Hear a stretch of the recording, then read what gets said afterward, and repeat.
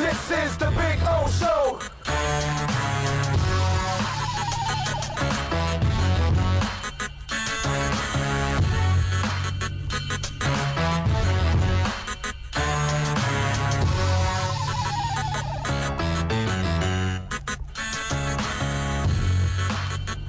This is the Big O Show. All righty. Big O Show. Welcome aboard. Time to rock and roll, boys and girls. Yes, sir. Have a little fun here on the show. We are coming to you live from beautiful VSS West Pines. Everybody's happy. Everybody's got a donut. Did you get a donut? I don't think you got a donut. Got a donut. I don't think you got a donut. I brought some dandies for everybody today here at VSS West Pines. You know, can I just say you must have been reading my mind because last night watching the game, I'm a nice guy, so we brought the new some stadium dandy donuts. The new stadium, right, is right down the street from the Forum, Right. which is right down the street from Randy's, and of course they're showing the blimp view, and I'm like thinking, oh, there's the Forum. There's where we park for you two, blah, and right down the street is Randy's. And Roscoe's Chicken. Of course. Here you go. Last donut. You got the last one, baby. But, of course, All yours. Randy's is a little closer, so I immediately, Forum, new stadium, Randy's Donuts down the street. Usually it's lunch or dinner at Roscoe's. Then we go to the concert. And then when we come out of the concert, we go to Randy's.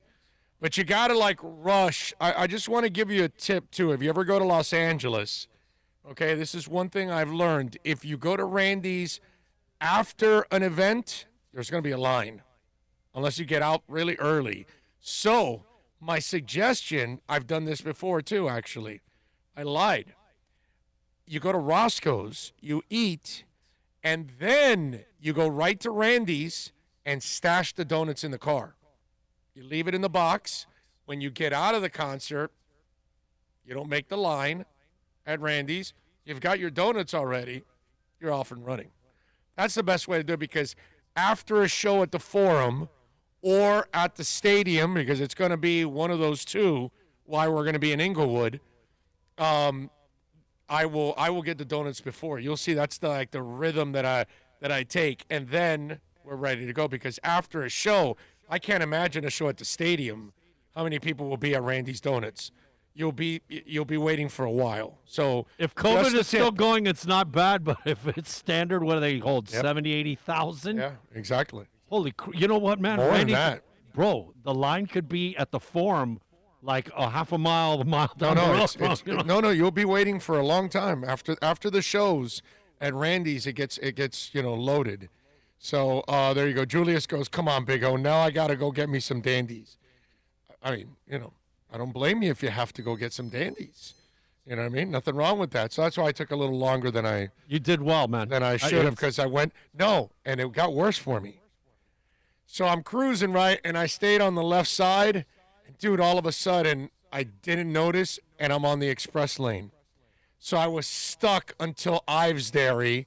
And I had to get off on Ives Dairy, get back on 95, and then get off on Hollywood. It was so that delayed me like an extra 15 minutes for me to get here. So, yeah, it was a lot of fun. Hope you guys are doing well out there. Hope you guys are enjoying yourselves. Today you haven't dealt with a lot of rain or any, I think, because it's been blue skies. At least it was all day today at the stadium, blue skies. It was so beautiful to hang out there, man. And it's going to be a lot of fun tomorrow because we got Inter Miami visiting FC Dallas tomorrow. So that's going to be a lot of fun. Playoffs are on the line. Boys have got to win tomorrow in Dallas. Did you eat that donut? How was that donut, huh? That's real donut. That's a real donut right there. That's when you know you had a real donut, when something like that happens. There you go. I always love seeing people's faces after you give them a Dandy's donut. Or Randy's. Dandy's or Randy's. Either one. You'll be happy. You can get that Texas donut at Randy's, which is that glaze that's about this size. You know who does a pretty good job with donuts? Over at City Walk in Orlando, they have a donut place there right by Universal. It's outside of Universal. It's not in Universal. It's on the other side where all the shops are at. On the left side there, there's I don't know the name of the place. I'm not sure the name of it, but they do a nice job with the donuts there. Have you had one there? No, not there. The boardwalk right down from ESPN, the bakery. Yeah, but that's gone. They used to. What? They used to have the big chocolate chips and the glazed donut. Right. The last time we were there when we did the show, man, you want to talk about being disappointed. Oh yeah, no, but that's been gone for years now. But now when you go to Disney, City Walk hooked it up. You go to City Walk and they have that donut place there that they actually do a really nice job with it. So hope you guys are all out there enjoying yourselves. I see that we got some news that's going on in the Dolphin Nation, that the Dolphins could be actually, in the market for trading X-Men. And, we've talked about this already for a while now. We talked about this in the offseason, and I'll stay consistent with what I said in the offseason. In the offseason, I was asked about the Dolphins trading X, and I said it would be stupid to trade him in the offseason because he was fresh off a domestic issue, and he's dealing with a knee issue. And so he rehabbed the knee, and he's fine, and he's kicking ass now, and he's got, 5 interceptions now? He could easily he leads the league. I know that. He could have 7 or 8 easily, actually, because he dropped a couple early on in the season that he should have had. So now the word is that the Dolphins could be shopping him out there, and that there's already a deal, supposedly a pretty good deal in place for him. And so here's what I would say to all of this. Be happy that you have a great front office. Be happy that you have a front office that gets it, because X is a hell of a player, but he has baggage. And maybe you're not confident about his domestic issues, and you're afraid they could rear their ugly head again. So now that you've built up value again, he's healthy and he's intercepting everything left and right. If you've got a Bill O'Brien out there that wants to hand you a bunch of draft picks and you know how to draft, then trade him. And I also want to remind you, I don't know how many knee scopes X-Man has had, but it's several. So the knee has been operated on several times. So if you know that that's an issue also, don't you worry about that. And so now that everything is, beautiful in Dolphin Land, and he's playing his ass off, and he looks really good, well, if you can clear him off the cap and go out and draft another guy this year, because you've got 400 picks, and if you trade him, you're going to add there's going to be a first-rounder and something else involved in this trade. At least. Okay, we're talking about a shut-down corner. They don't become available a lot. Okay. And please don't freak out if they are trading him. If he didn't have domestic issues or knee issues, I would tell you, yeah, I'm a little nervous about this. I wouldn't want to part ways with him. But if you know that you've got an issue that you don't know that could rear its ugly head again, or the knee's not good enough, and you're worried about it down the line, then you move him, dude. That's all. It's pretty simple. You move him. That's all. I don't think see, that's the thing. I don't look at it like it's a bad thing. Okay? And so if they're exploring trade offers for him, then I'm good with that, man. I'm absolutely good with that. I got no problem. I think it's the smart thing to do. It's what keeps you really good, that you're going to load up and continue to load up on draft picks, and you're going to make your team younger. And you're also taking a little bit of the risk out of the equation. His knee, his character. Now, maybe the knee is never an issue again, and maybe he never has a domestic issue ever again, and whoever gets him gets themselves a heck of a player. Good for them. But if you're the Dolphins and you can get several picks back and you know how to draft, then you'll replace him. You'll get another corner. That's all.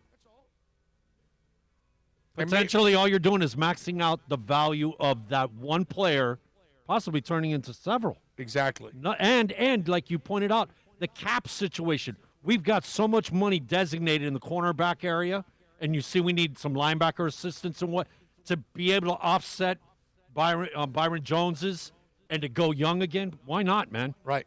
Why not? Right.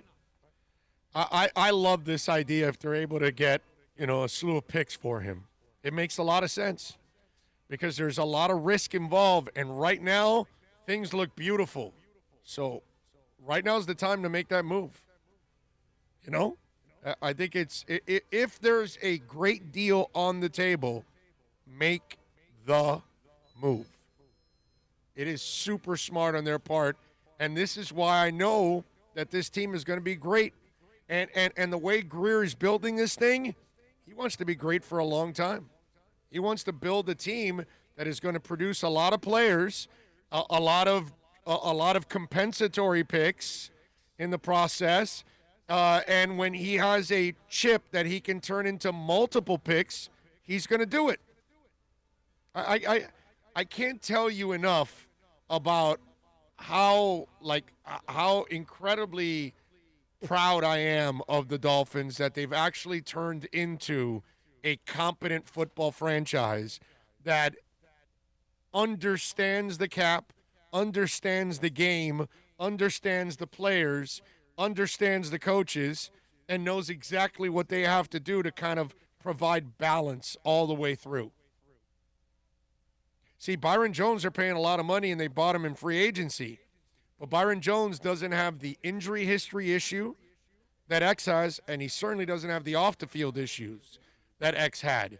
And that's why you're willing to say, okay, so we'll ride out with him, but we'll part ways with the risky one. And if somebody's willing to, give us a whole bunch of picks right now because they feel they're an X away from a championship, God bless them. Go ahead, man. Knock yourself out. Houston thought that they were a Laramie Tunsil away, and they're 1-6. I'm good, bro. I'm good. Let's go. Bring it on. Bring it on. Smart move by the Dolphins if they're exploring all of this. Because of the negatives, obviously, the off the field and the injury, these interceptions that he's accumulated to start the season, this is why his value is back up, correct? And healthy. Right, yeah, because he's playing full. Right. Yeah. So he's healthy, and he's back to being the elite corner. Way to go, X. Way to go, X. Yeah. That's all. And by the way, the NFL moved the Cincinnati-Pittsburgh game from 1 to 4:25 on Fox on November 15th, or on the flex scheduling change. I mean, Cincinnati has no business being on anything prime time as it is. Chris Godwin fractured his left finger making a touchdown catch, so he required surgery Tuesday. He'll miss the Monday night game against the Giants. Maybe might be able to return against New Orleans. So you got a couple of those news and notes. Let me see what we got here on the chat board. Who's first? The Raging Dolphin Maniac was number 1. Julius 305 is in. John Santos is in. Let's see. Troy Ortiz, afternoon. Owen Bill, looks like X is on the trading block. You were right about us moving him when his value went back up. Appreciate you for realizing that, Troy. Thank you. Because it would have been dumb, right? That's what I said then. You don't move him now. You can't move him while he's got a domestic issue and a knee issue. You're not going to get anything.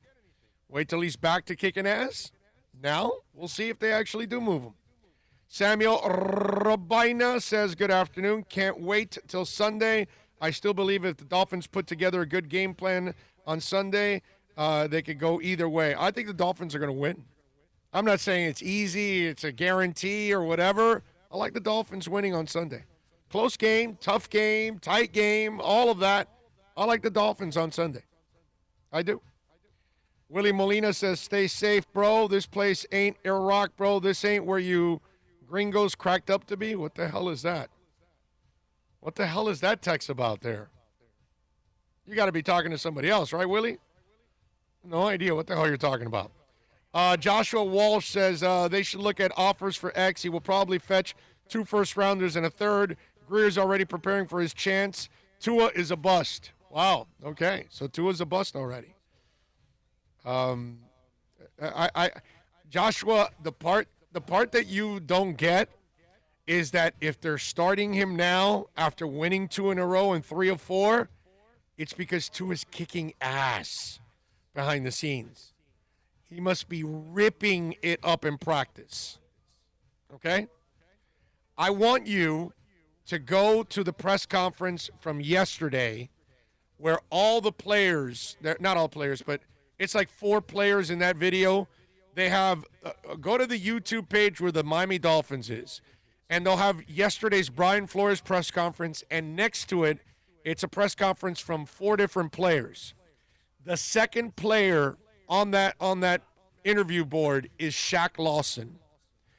The first question to Shaq Lawson, okay, I want you to go look at his face when they ask him about Tua, okay? That's all I need you to do. Go look at his face and look at his eyes light up when he talks about Tua and his athleticism and all that. I'm telling you, these guys behind the scenes, they've been watching it, and I think for the last couple of weeks, coaches are on the sidelines looking at each other going, did you see that shit? Holy crap. Did you see that effing throw? Well, hey, who made that throw? Was that number 1? Yeah, that was him again. That's what's going on in practice. Okay? Bet your life that in practice, Tua is lighting fools up. The only reason you would start a kid after you've won 2 in a row, 3 of 4, and your quarterback really isn't a problem. Fitz hasn't been spectacular, but he hasn't cost you games. It's not like he's the problem at all.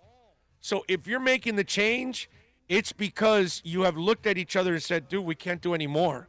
What else is he going to learn? And I explained to you already that he meets with the head coach every Tuesday. So he meets with his offensive coordinator, his quarterback's coach, and his head coach. He must be killing it in those meetings.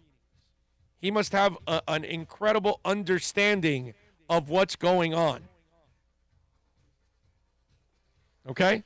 So for the guy that sent that in, Joshua Walsh, I think you don't really get it. This has nothing to – they're not taking any chances here like, well, I don't know what we have, but, let's just try it. That's not what they're doing. Flow is about winning. So he'd stay winning with Fitz. And then, when the kid's ready, we'll play him. The kid must be like, they must feel maybe they're wrong. Okay, maybe he won't be ready for it. And maybe the moment's too big for him. But I think that they're doing this because they're like, it's the next step already, bro. We can't have him waiting anymore. He must be outplaying Fitz in practice. I'm telling you, he must be making throws that Fitz is not making in practice. That's what's going on. I'm telling you. There's no other reason. What do you got there for me? Do you want to hear a little Shaq? Well, here's Shaq. Tua? Here's Shaq Lawson talking about Tua. Go ahead. You know how this game works. I mean, this is business. It's a business thing. So whatever happened upstairs, I guess the coaches made the right decisions for us, for the football team. So, for Tua getting the opportunity to start, though, that kid is incredible, man. And I'm looking forward to going out there and play with him Sunday. I've seen a lot of him in practice, how athletic he is, how incredible a player he is. So to get to see it on Sunday this week, man, it's going to be incredible, man. He's going to lead his team in the right way. That's not what you normally say about a young guy starting. It's not. I'm sorry. That there's too many adjectives there. He's way too colorful about it. Hey, he's way too positive about the change. I'm telling you, that's what's going on. I got goosebumps because I think we're finally headed for that moment in Dolphin Nation that we're gonna actually feel like, dude, we got a quarterback. Like, wow, we got a guy that can actually pass the ball. Holy moly, he's got accuracy. Holy moly, he can anticipate. Wow, he throws people open. Damn, where did he see that in the second and third levels? He went through 2 windows to get to that throw. That we're going to be saying those kind of things. I am convinced of it. That's the only reason this change is being made. Is because they looked around and they said, dude, we got to start him already. We're going to be better with him. They're not going to come out and say that, but their actions, please, go see the video of Shaq Lawson. Okay? Please go see the video of Shaq Lawson. Watch his eyes light up. That's just not normal. It's not. And veterans don't get excited about any rookies. Okay? Let me walk you through this.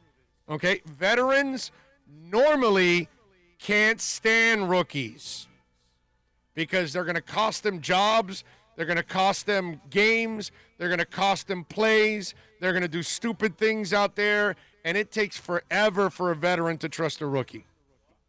That's just the way it is. Any position. So when you see a veteran embrace a rookie right away, it's because that rookie made some inroads that they normally don't make. And that's what that tells me about Tua. Okay? And so when he is having his meeting with Flo, and Flo is telling him, look, the defense is trying to do this to you, and he must answer every question right. And then Flo goes to Chan and goes, this kid understands everything that's going on defense. And then Chan's going, he understands everything that's going on offense. And then they go back out, they go onto the field, and then there's Tua dropping dimes all over the place, and they're looking at each other going, yeah, I think we hit on one. That's what's going on, baby. Bet your life on that. Let's see. Howdy, everybody, from Ray. Hola, Big O. 2 a week. I'm so ready Sunday. It's been like 15 years, Orlando, to see a real QB. Just a thought. And it's been longer than that. It's been over 20. Okay? It's Marino, bro. Since Marino. We haven't had one. If we trade X, do our playoff hopes go out the window? No, I don't believe that. I don't think so. James says, work done. Time to hang with the Big O crew. There you go. Game over 954 says, Barry Jackson just tweeted that the Dolphins say the whole report is inaccurate and irresponsible.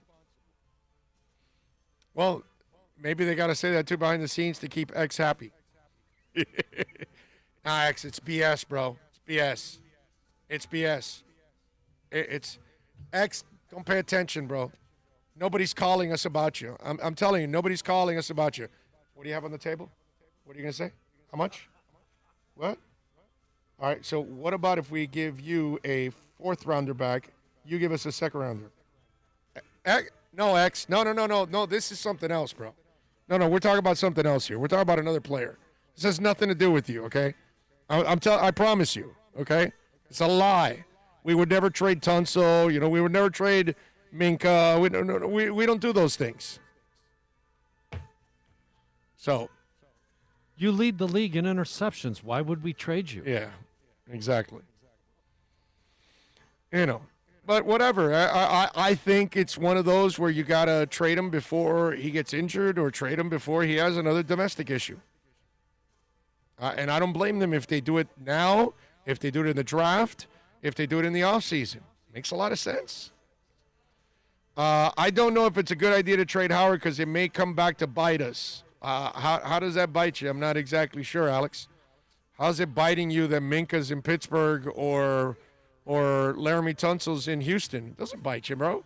Alex, if you know how to draft and replace the player, you're fine. You're fine.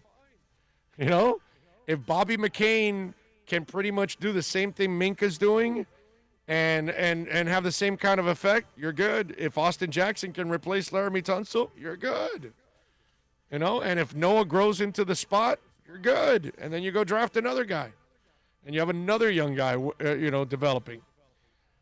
Bill's wearing Dodgers or Rays jersey today. No, he's got a Dodgers jersey on today. When I came in, he says, "Go blue." Never. So, that was just one of those things. I haven't even watched a whole, other than an inning or two. Once the Yankees are out or the Marlins are out, it's over. You see Saturday Night Live outdrew the World Series? Yes, we did have a segment on that yesterday. Yep. Actually. That's right. So you attributed that to Adele. You were watching SNL and not the game.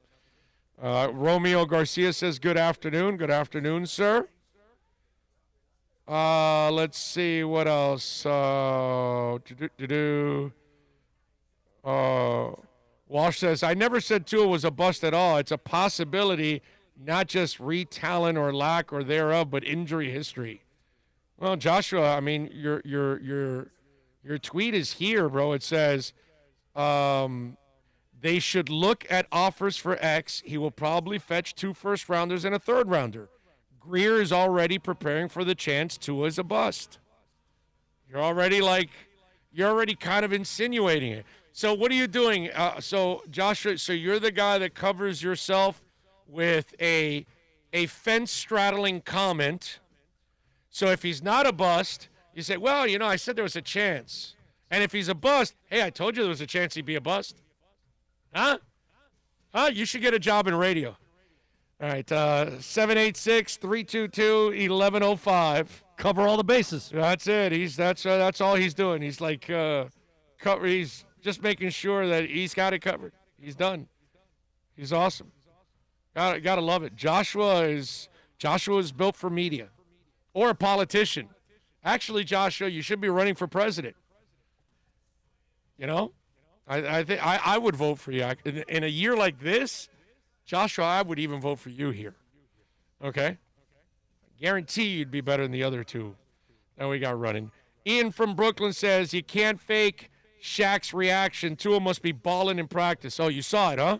You saw it. I'm telling you, it's classic. It is awesome. I should actually take like a still picture of it because that's really what it is. Julius 305 says, name a sports radio host who does that phone call. I don't know what that means. Julius, you lost me there. I don't know what you mean there. I'm sorry. I'm a little slow right now. If they can get Laramie Tunsil type offer for him, you can't refuse it. Hells to the yeah. Of course. Someone just said we might trade X for Zeke. Shaking my head. Idiots. No, they're not doing that. Not doing that. They're not going to trade a knucklehead for a knucklehead. And they're not going to trade it for the most interchangeable position in the NFL, which is running back. They got plenty of picks. They can pick Etienne in this upcoming draft and just have a fresh legs. Why am I going to pick I love Zeke. He's a hell of a player, don't get me wrong. But, he's been used quite a bit already in Dallas. So why would you want to then? And he has all that baggage.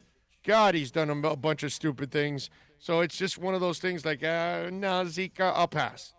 Let me go get a quality young man and a rookie so I don't have to pay him. Are the Dolphins stirring this up, because obviously maybe they're not. This coming Tuesday is the trade deadline just to test and see. Maybe. Plant the seed, see what you can get. Maybe. Because his value, like you said, they didn't anticipate it being here this fast. Not this fast. But when you lead the league in interceptions after 7 weeks, you're the guy. Right. And it isn't like he hasn't done this before. He's led the league before, and he's always in the top 5, 6, whatever. Right. So he's back to normal. Yes. I think the trade deadline just to test the water, see what's out there. Yes, I agree. I would if you're not seeing and trying to upgrade your team constantly, kind of like what Riley was saying, if you're not doing it, man, you're not doing your job. You're not trying to make your team better, and that's what your job is. Yeah, I agree.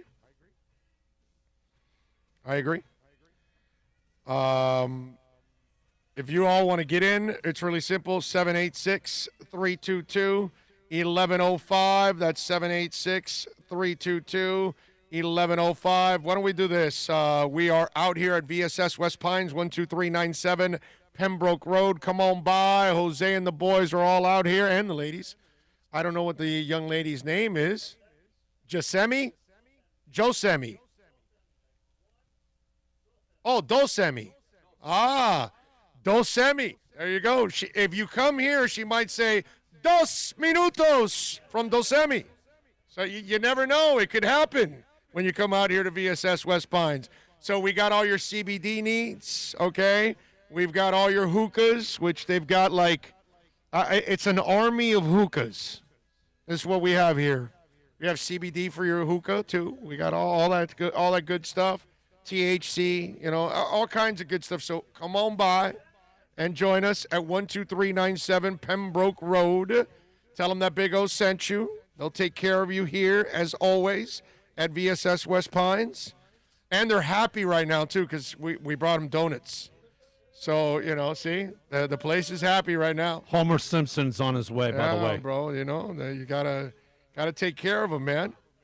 It's a beautiful thing. All right, let's take a quick break. We'll come back on the other side. And, by the way, if you want to order by phone and curbside pickup because you don't want to get off, that's cool, too. Now, if you do get off, we want you to wear your mask, okay? Be responsible now. Wear your mask because that stuff is spreading. Jesse, Minneapolis, thank you for a little love on the Super Chat.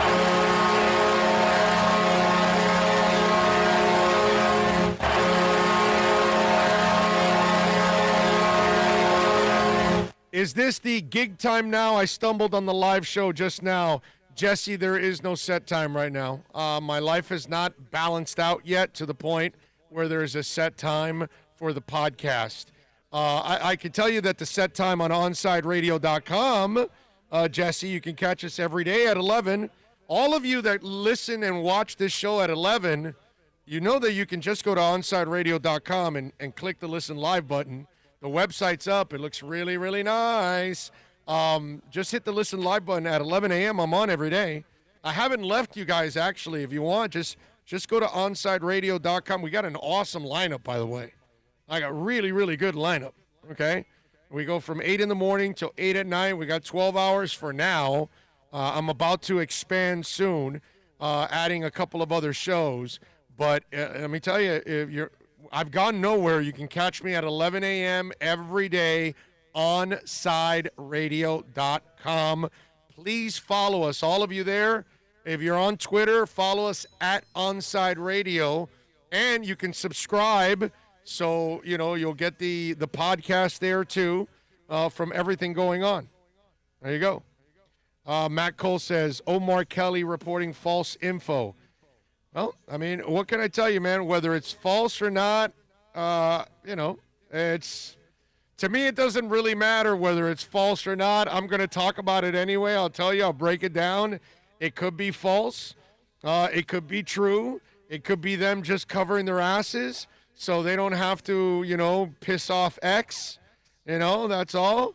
Barry said, for a perspective on this, Adam H. Beasley and I were told this morning that a couple of teams have inquired about Xavier.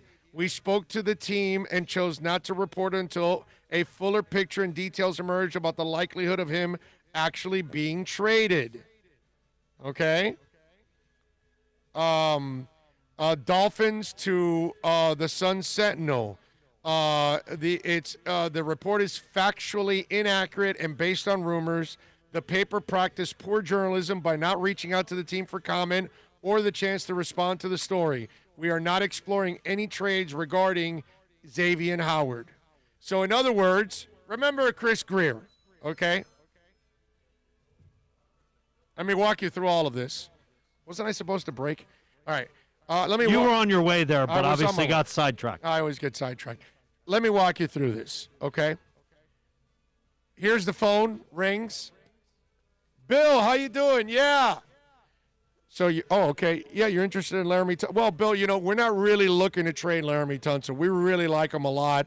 We think he's our future. We think he's a guy that ends up in the Ring of Honor, and this is a guy that you get on your team. And you know, Bill, of course, that's why you're calling and inquiring about him, because he's going to be on our team for easily 12 to 15 years. We got a guy named Richmond Webb. We think he's that kind of class player that will end up there. So. I'm sorry that, I know you're interested in him, but we're really not looking to move him. But wait a minute, Chris, hold on. I want to offer you a first rounder. Oh, that's really generous, Bill. I really appreciate it, but right now we're happy with Laramie Tunsil. Hang up. A couple days later. Chris, it's Bill again. Hey, I wanted to talk a little bit more about Laramie. Oh, well, Bill, listen, man, we really like Laramie. We really aren't looking to move him. No, but listen. I'm going to offer you a first and a second rounder. Wow. Bill, that's a very generous deal, but guys like Laramie Tunsil are really hard to come by. And this franchise for years has been searching for that tackle, and we feel like we found the guy that really protects the blind side of the quarterback, even though we're really going for a left-handed quarterback next year. I'm sorry, that wasn't part of the conversation. That was just me. I'm sorry. Anyway, Bill, no, we can't do that. But I appreciate your interest, man. I really do. I can understand your affection, your need for a guy like Laramie Tunsil. You've got a great young quarterback, and he could really protect your guy, and I understand that, but we need it for our future. But thanks again, Bill. Week later, Chris, let me come on, let's address this Laramie Tunsil thing. Wow, Bill, you really want this guy, don't you? They're not trying to trade him, right? They weren't trying to trade Laramie Tunsil. They didn't want to trade Laramie Tunsil. They wanted Laramie Tunsil and the bong. Those of us here at VSS West Pines, we were big fans of Laramie Tunsil because of that bong mask. Okay? We actually have the honorary bong mask here at VSS West Pines. We sell it. It's called the Tunsil Tunnel, and you can come by and purchase it. I'm joking. Relax now, okay? Take it easy. So you had people getting in their cars to come over. They were about to get here pretty soon. Yeah, no doubt. So listen, in the end, they can tell you that they're not shipping X, right? And maybe they're not, and maybe they're not trade talk. Maybe they're telling you 100% accuracy. We're not looking to move X, but you weren't looking to move Tunsil either. Just because they inquired doesn't mean we're trying to trade him. So, you're in week 6.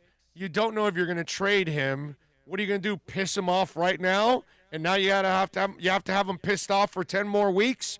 No, I don't think you do that.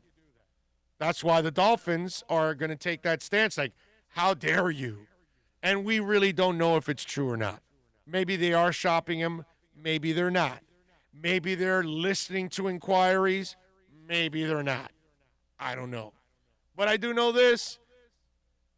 They'll trade his ass if they get the right deal. But it's going to be the right deal, or if not, they don't trade him. Pretty simple.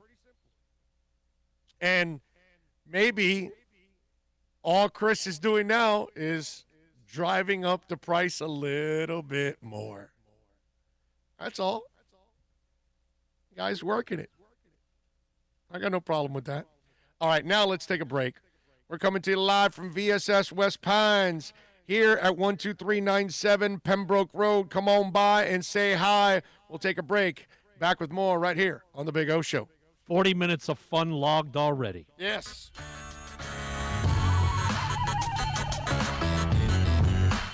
America's premium sport compact sedan is at Acura of Pembroke Pines, and this is how we do it. 2020 ILX, $199 a month, $199. And Acura of Pembroke Pines, the #1 volume Acura dealer. Hey, it's Big O. For all of your family dental needs, please reach out to Moody's Dental. I've known Eric for a while, a big fan of our show. Call him at 305-821-0231. Whether it's you or your kids that need some dental help, whether it's implants, Invisaligns, they are the experts. Or if you're just looking to fill a cavity or clean your teeth, or maybe even get a crown, you are going to love the professionalism, the family-like atmosphere. And of course, when you talk about being clean, that's what it's all about in today's society. You are going to go to an extremely clean place. Go to moodyusdental.com, go to the website, follow them on Facebook, Instagram, and Twitter at Moody's Dental. Tell them that Big O sent you, 305-821-0231, or go to moodyusdental.com.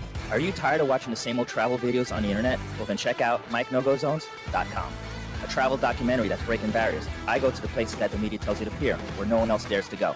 Baltimore, Opelika, South Side of Chicago, and more. Go to MikeNoGoZones.com. Hey, it's Big O. For all of your CBD, THC, or hookah needs, you got to get on down to VSS West Pines at 12397 Pembroke Road. Yes, they have got legal THC. You've got to check it out. And they've got, of course, when it comes to CBD, flower, tinctures, edibles, for all kinds of reasons, whether it's pain, stress, anxiety, you name it. And don't forget, when you mention my name, you'll get 20% off. Tell the boys out there that I told you to get on down to VSS West Pines, 12397 Pembroke Road, and call them 954-613-3367. Legal THC, CBD, all of your hookah needs. You go to VSS West Pines.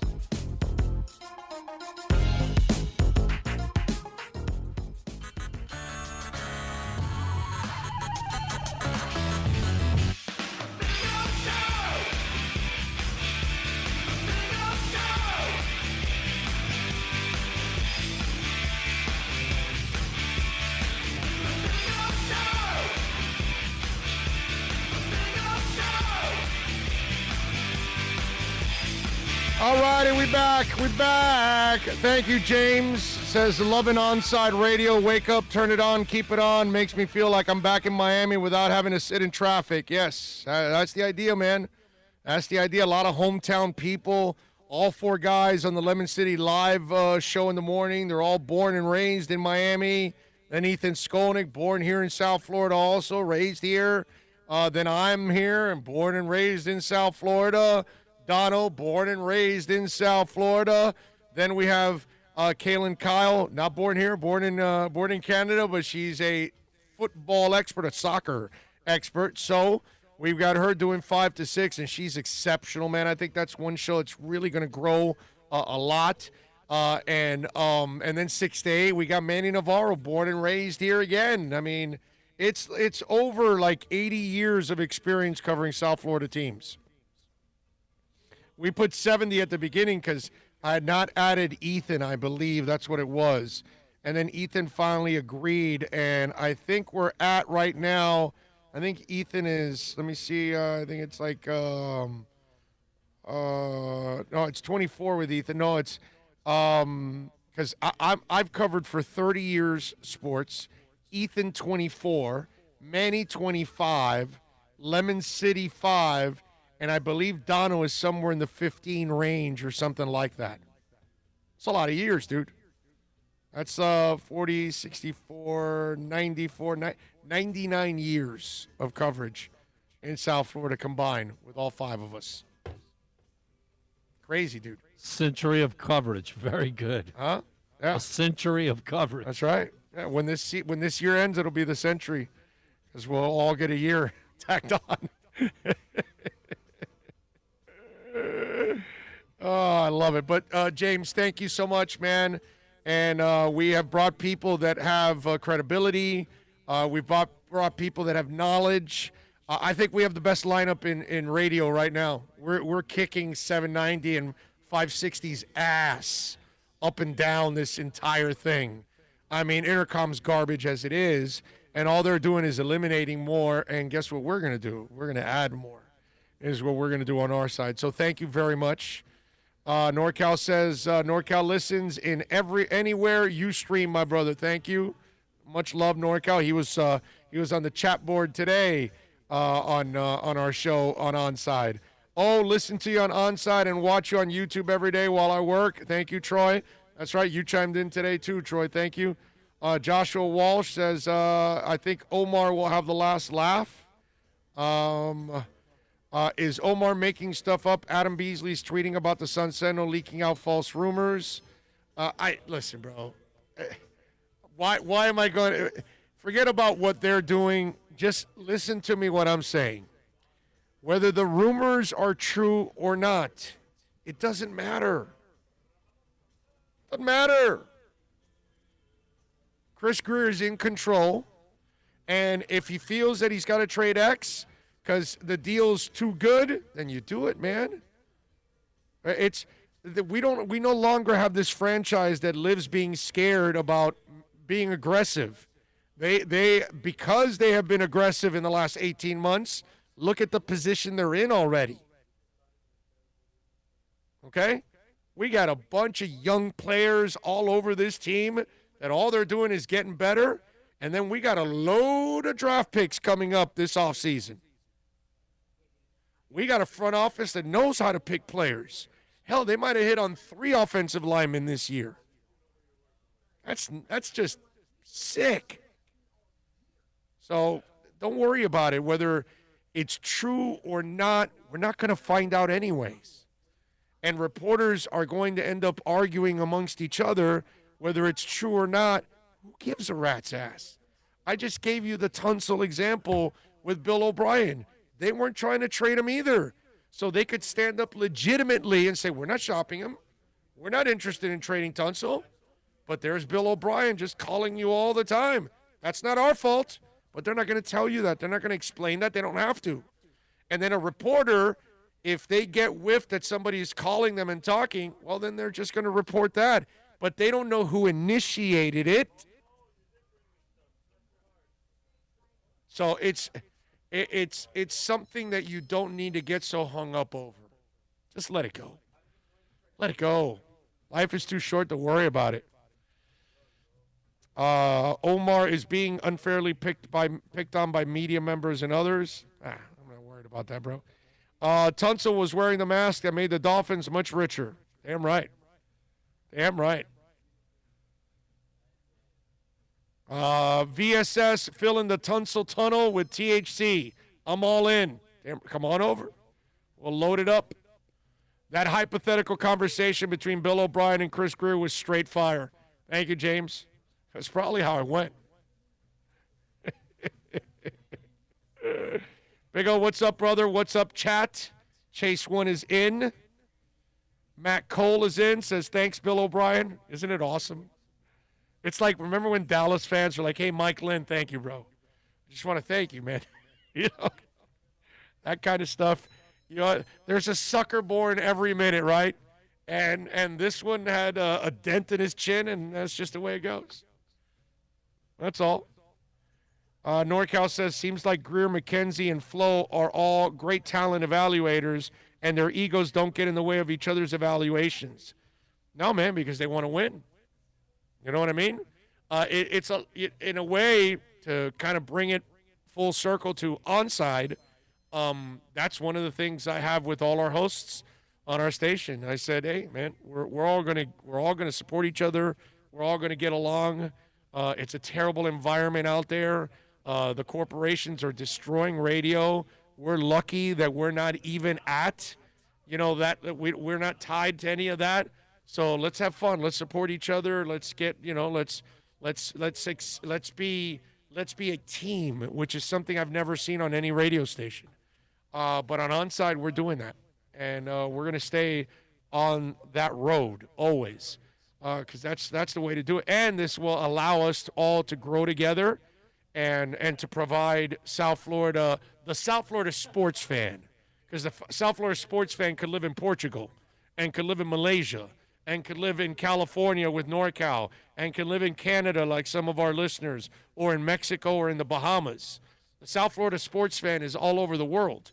And so it's a beautiful thing to be on the .com, because that way you can serve everybody and talk about all the local teams. And that's the other thing that we do on our station.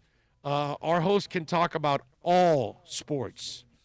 They're not restricted in any way, shape, or form, and we're also very soccer friendly. So, we want to make sure that we cover everything: gambling, soccer, MMA, esports, all that kind of stuff. We have to cover it. Of course, we're going to talk NFL and NBA and college football, obviously. But this thing about, ostracizing other sports and leaving them out, we're not going to do that on our station either. So, yeah, it's a thing where you got to put your ego aside and do what's best for everybody. You know what I mean? And I think that's what the Dolphins are doing. That Chris, if you've ever met Chris Greer, he is one of the classiest individuals you will ever meet. Put it this way: if you can't get along with Chris Greer, you have a problem. That's all. Why do you think everybody else got fired and he always was kept? Because he did a really good job. Obviously, his reports must have been on point, and he's a really good person. That's all. That's it. Pretty simple. We're lucky, man. We're really lucky. Finally, after all these years of all the crap that we've had to put up with as Dolphin fans, that we're done with that, man. We got some great days coming. Big O, I may be late to the party, but have you seen recently on your usual timeline slots what's new? Huh? I don't know what you're talking about, my brother. I have no idea what you mean by that. Let's see. Agree, Big O. I'm out here in Northern California listening every day. Great stuff. That's Josh Ritter. Thank you, Josh. Appreciate you, my brother. You're exactly what I'm talking about. South Florida sports fans are not just here in South Florida. They're all over the place, man. So, yeah, I'm with you there. Let's see, what else do we have to talk about on the program that I wanted to get into a little bit. Jeff Garcia. Jeff Garcia, I got to tell you something. I don't know where it comes from, because I don't think it's a racist thing, but I think it is ignorant, and I think it's kind of silly. Did you guys see Jeff Garcia's comments or hear them? Do you have the Jeff Garcia cut there, Bill, that you can play for us? So Jeff Garcia is not a fan of how Cam dresses. Okay? Now, I mean, this is like, I want you to hear this soundbite, okay? Because Garcia likens the way he dresses to how he's playing. Go ahead, play Jeff Garcia. You go into this game, 2 touchdowns, 4 interceptions. You throw, 3 more interceptions? You get yanked in the second half? There's nothing good going your way. Why are you dressing like that to bring more attention to yourself? I'd be trying to ask the equipment managers, put me in your jock sock cart and sneak me in the back door, and I'll show up on the field and do the best that I can. Jeff, this sounds like you're speaking from too much experience here, okay? This sounds like you're speaking from experience. This just goes back to a couple years of just watching this guy and seeing him at the podium, but yet what he's doing on the field does not translate to being that guy. Like and Joe I just Montana. feel like... Joe Namath. Yeah. He had the coat. When you the put fur on coat. Yeah, when you predict you're going to win a Super Bowl and you go out and do it, wear whatever the hell you want. But, right now, I'm not buying it. Now, let me tell you something. First of all, I think Jeff Garcia is a schmuck. And I also think he's a coward. Because, okay, so you're supposed to run and hide in the trainer's room and sneak me out on the jockstrap cart because I'm playing bad. And because I'm playing bad, what am I supposed to do? Wear a T-shirt and jeans? Wear a hat? Look down? Not make eye contact with anybody? Is that what I'm supposed to do? Am I supposed to cower and hide? Look, man, maybe you like the way Cam dresses, and maybe you don't. Who cares? That has nothing to do with how he plays. And to Cam's credit, he has sucked the last couple of weeks, and he goes on his show every week in WEEI in Boston. And he tells everybody that he sucks, and he has to improve, and he's playing terrible, and it's all on him. He has not actually made an excuse for anything. The guy has said, it's all on me. I actually respect Cam more for that than anything else. I don't care how he dresses, dude. Whether I like it or I don't, there are times where I think it's kind of cool. There are times that I may not agree with it, but then again, Cam is a guy that can pull it off. I can't. But that has nothing to do with how he plays. I love Dwayne Wade, and he wears some funky-ass stuff that, like, really, Dwayne, that style? You know what I'm saying? I mean, so all of a sudden, Cam is not supposed to be himself, and he likes dressing that way. It makes him feel good. Just like I love putting on a concert shirt every day. I love it. I am fine wearing a concert shirt every day, dude.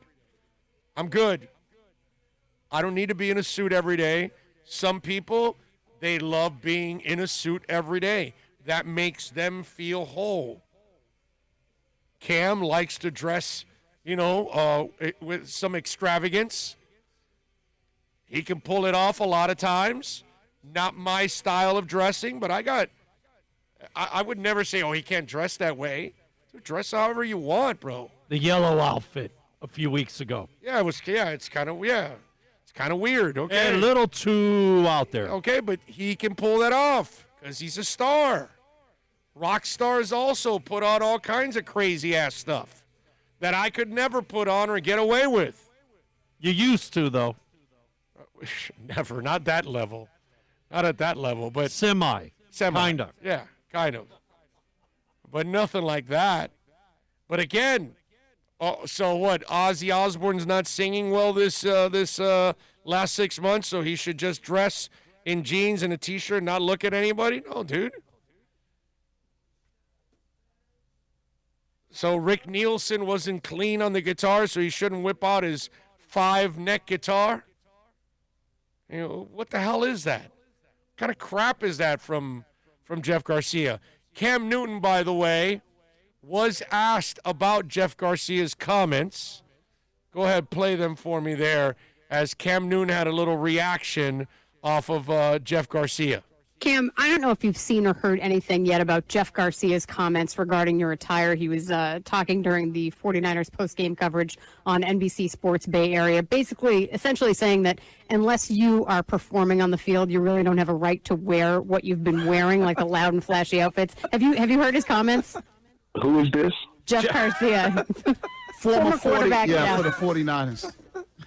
Number 5, Jeff Garcia? Yeah, that's yes. Yes. Well, you know what's crazy? I agree with him. And the fact that, he's a former player, he has every right to say that. And until that happens, then so be it. But that's another opinionated, theory. And it's fair to say. So, I mean, I know I come off to so many different people, so many different ways, and that's fine. And he, you know what? He's exactly right. But I'm not changing the way I dress. Well, he was saying that essentially you should have a different outfit for post loss and the more somber looking. Yeah. I don't know, Jeff, but I will say this. I do certain things because of the culture I'm from. And, where I'm from, I don't know where Jeff is from, and I don't want to harp on it too long, but let's just say he's right. I think he handled that again with a ton of class, a lot more than Jeff Garcia. Okay? Because he should have ripped him a new one. Actually, I respect Cam even more for that. You know what I mean? Because he's not even getting fazed by the opinion And like I told you, if you follow what's going on, Cam has not pointed one finger at anybody except himself for his play. And I love people that take responsibility for their actions. I got no problem with that. I'm a huge fan of that because that's the way I live my life. If I screw up, I'm the first guy to tell you, dude, I screwed up and I got to fix it. I got to do it, and I'll be pissed off at myself. But I love the way he answered it, and he handled it with a ton of class, even though Jeff Garcia, that's where Cam is wrong. Cam is wrong about saying that Jeff is right. That's all I got to say about that. So I'm in Cam's corner on this one. Dress however the hell you want, dude. It's not going to make you a better quarterback anyway. So it doesn't really matter. You are what you are passing the ball. It's what you've always been your entire life. You know? The way he handled it, kind of taking the high road, he left Jeff Garcia as the only ass in the room. Right, exactly. Yes. Yeah, that's it. There's plenty of people dressed, Don Cherry with hockey. What are you going to do? So he's not supposed to, he dresses too, but he makes Cam Newton look conservative. I don't know if you guys know who the hell Don Cherry is, but go look at Don Cherry, NHL, and you'll see he would beat Craig Sager. Yeah, yes. Okay. No, he's really gargarish. Yeah, he takes there. it to another level. So if Craig Sager had a bad day on the sidelines, he should go back and wear a regular suit. Rest in peace, Craig. But you know what I'm saying? Come on, man. I mean, that's just it's just dumb to think, well, if I'm winning, I can be flashy, but if I'm not, well, what if you just are flashy? Has nothing to do whether you play or you don't. You got the money. He likes to dress that way. God bless him, bro. Dress however you want, Cam, man. No, nobody should tell you how to dress or how to cut your hair or what you do whatever you do. Okay? Some people, what's this with the rings? Well, you don't like it, too bad, bro. It's just who I am. I know it's the 2020s, but I'm kind of a hippie from the 60s almost. I have a little bit of that in me. What am I going to do? It's what I like to do. So if I feel like wearing a ring or multiple ones, then I'll do it, man. Who cares? You're going to tell me what to dress like and not to dress? If I feel like wearing a U2 mask, what? It's who I am. I don't want to wear one that's just black or brown or green or yellow. I want to wear one that has some flair to it. Some style. It describes who I am. And that's why I usually have a couple different ones, but mostly they're rock bands. Because it's what I am. People know me for that. I wear a concert shirt everywhere I go pretty much. It's got to be literally a wedding or something like that for me not to have a concert shirt on. It's the way I like to dress. I'm comfortable in it. I wouldn't tell Cam Newton to change his ways. I wouldn't tell anybody to change their ways and how they dress. Cam's just got to work on how he plays the game right now on the field. That's what Jeff Garcia should be talking about, not the stupid-ass shit like, what are you wearing? Okay? Dumbass. Let's see. If you make a ton of money, you can dress any way you want. Damn right, bro.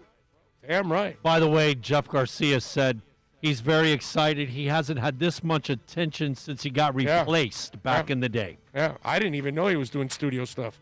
Laser Light Saber says he has discussed the issue with Omar of the Sun Sentinel yet. Oh, has he discussed? Oh, I don't know what you're talking about here. You guys do some things that I have no idea what you're doing. Cam is a pretty cool guy. I just think he's an overrated QB. Yes, I agree. I Raging Dolphin Maniac, I'm 1,000% with you there. Yeah. He may not be good in relationships because he's got 5 baby mamas. That may not work out for him, but he looks like a cool guy overall. He looks like a fun teammate. He really does. Because he just looks like he enjoys the hell out of it. Damn, a little echo in the Bunny Men. Wow. Made of stone. Charlie. No Way Home. Gonna bring on the dancing horses?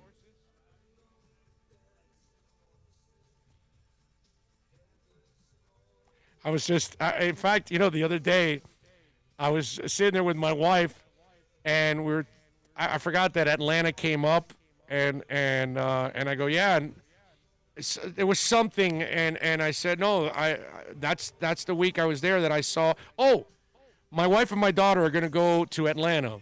They're going to go to the aquarium. They're going to go do a couple things in Atlanta, and I had already seen the aquarium.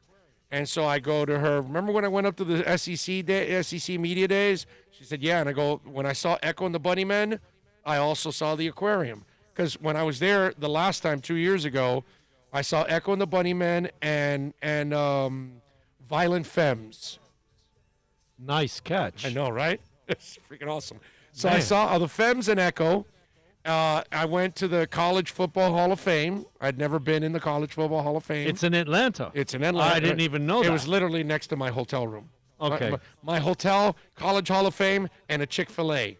It was heaven. Dude, you never went more than 3 blocks away from your hotel. The only time was for Echo. For Echo. It took me 45 minutes to get there. Damn traffic in that place. And what was the other thing I went to was the aquarium. Because those were things that I could do when I was off. How many days were you over there? We're there like 4 days. Okay. Nice. Yeah. You never stopped. Do I ever? No, not when you're on the. No, when I'm on the road. When you're on the road, you got to get out there. We got to get out there. It's like people that want to sit in the hotel room and like when we were in Los Angeles, we had this killer place, rented a house, but it's like, you know where LA is? Out the front door and out there in the street, not in the house. No. Get your ass out there on the road. Bill and I went to LA for a week, and in 1 week, 8 days, and in 8 days we went to 2 baseball games.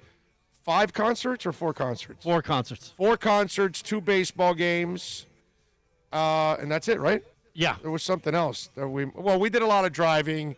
Venice, Hollywood,